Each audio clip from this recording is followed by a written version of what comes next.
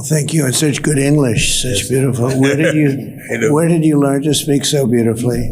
Where were you educated? Where? Yes, sir.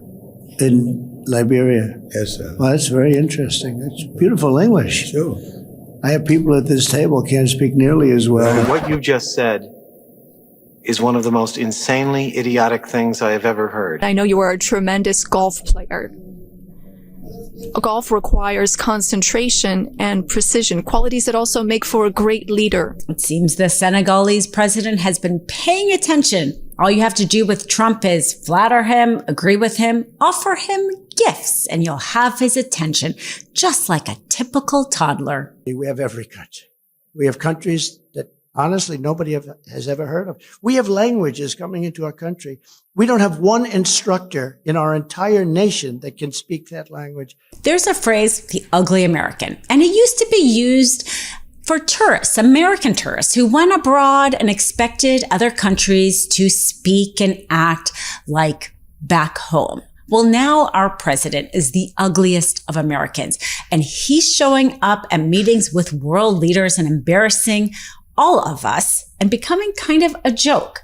Well, his latest meeting with the Liberian president was just offensive and rude to this president because the Liberian president traveled and took time away to meet and sit across from Trump. But Trump obviously did nothing to learn even the most bare information about the country whose leader he was meeting with, because Trump asks him how he knew such beautiful English, despite the fact that the official language of Liberia is English. That is the ugliest of Americans, because not only did he not even bother to do anything to get to know the country whose leader he's meeting, but obviously the color of that man's skin made Trump's racism come out, because how could this person know English? He isn't supposed to know English. So many levels, Trump was the ugly American. I'm telling you, these countries are calling us up, kissing my ass. They are dying to make a deal. Please, sir, make a deal. I'll do anything. I'll do anything, sir. Why haven't we seen the kind of deals that he promised in the last 90 days? Again, he didn't promise this. And when we send out the 100 letters to these countries, that will set their tariff rate. So we're going to have 100 done in the next few days. And but that's not a deal. That's a threat. No, that's the level. That's the deal. If you want to trade with the United States, this is. But that's not a negotiation. That's just many of these countries never even contacted us. So I was wondering what your secret was for resolving all these complex crises. And I know you are a tremendous golf player. Golf requires concentration and precision, qualities that also make for a great leader. Senegal has exceptional opportunities to offer, including in the area of tourism. So perhaps an investment could be made in a golf course in Senegal. It would just be 6 hours by flight from New York, from Miami, from Europe, or from the Gulf. And that would be an opportunity for you to show off your skills on the golf course too. Thank you for your attention, sir. Nice. Some way to show off my skills. It's a long trip to show off my skill, but that's really nice. And he's led a very interesting life.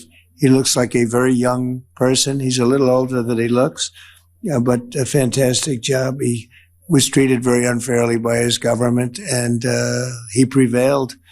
And so congratulations on that. Really, congratulations. It was a great job. The Senegalese leader knew the best way to flatter Trump was talking about golf. He said this about Trump.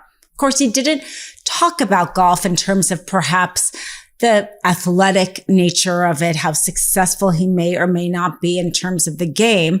But he said that, quote, golf requires concentration and precision, qualities that also make for a great leader. The fact of the matter is, our president does and plays so much golf, even in times of crisis, as we saw with the Texas flood. He was still golfing, bombing Iran. He was still golfing, destroying healthcare in this country. Trump was still golfing.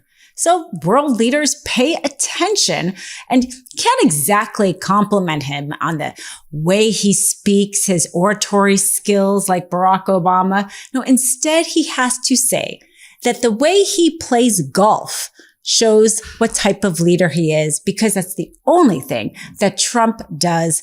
The rest of the time and the rest of the way he talks, not much to compliment him on. And it has to be, after the famous meeting between Trump and President Zelensky, the second most uncomfortable and tense Oval Office meeting I have seen with this president, who came into this meeting with the president of South Africa. The president of South Africa clearly coming on something of a charm offensive, trying to talk to President Trump about golf, suggesting that he brought some of the president's favorite South African golfers with him. But the president, prodded along by some questions about refugees from South Africa, white Afrikaner minority refugees coming to the United States, insisting that there is a genocide taking place in South Africa of the white minority members of that country, even at one point dimming the lights to play video of what appeared to be an opposition politician talking about the murder of white farmers, and presenting news articles to the president of South Africa about what he believes is genocide happening in that country.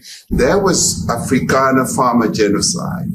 I can bet you these three gentlemen would not be here, including my Minister of Agriculture. He would not be with me. So it'll take him, President Trump, listening to their stories, to their perspective. That is the answer to your question. We have thousands of stories talking about it. Sure. And we have documentaries, we have news stories, and is Natalie here, somebody here to turn that? I could show you a couple of things, and it has to be responded to. So the president of South Africa thought this meeting was going to be more about trade and the two nations' bilateral economies, but this has really been almost the entire focus since that moment and the video that played thereafter. The president of South Africa arguing that there is no such genocide taking place, even having his minister of agriculture, who is white and a member of the opposition party in South Africa, speaking up on this topic. The president sort of noting Elon Musk in the room with him, saying, no, this is what I've heard, and going back and forth and apparently continuing to do so. As if that wasn't enough, South Africa's president apparently brought up the Qatari jet that was gifted to President Trump. That's Air Force One. It's being built. Two of them being built. But Boeing's a little bit late, unfortunately. So why did they give us a plane to the United States Air Force? That's what that idiot talks about after viewing a thing where thousands of people are dead. I'm sorry, I don't have a plane to give you. I wish you did. I would take it. If your country offered the United States Air Force a plane, I would take it. And so I think what started as, to some degree, an ambush, this meeting has now been over for a couple of minutes, and nobody's come out of those doors there to get into the cars, suggesting the lunch will continue.